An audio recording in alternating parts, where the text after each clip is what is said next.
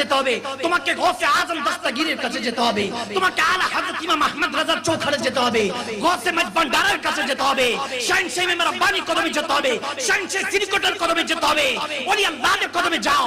যখন ওলি আল্লাহর কদমে গেলাম, যারা আলা ইন্না ওলি আল্লাহ লা খাউফুন আলাইহিম ওয়া লা হুম ইয়াহজানুনের মালিক, যাদের অতীতের গুনার ভয় নাই, ভবিষ্যতের জাহান্নামে যাওয়ার ভয় নাই, যাদেরকে আল্লাহ বলতেছে তাদের কোনো খৌফ নাই, তারা আমার বন্ধু। কারণ কেন? তারা দুনিয়ার কাউকে ভয় করে না, একমাত্র রব্বে করিম রহিমকে ভয় করে, আমার রবকে।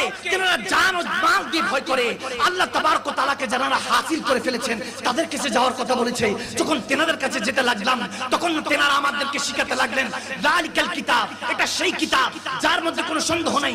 জিজ্ঞেস করলাম আল্লাহ ওয়ালিদেরকে, এই কিতাব তো ছিলই না। আমার নবী যখন আল্লাহু নূরুস সামাওয়াতি ওয়াল আরদ এরকম ভাবে যখন কোরআনে আর আয়াতগুলি আরশ থেকে নাজিল হচ্ছে জমিনে, যখন লৌহে মাহফুজ থেকে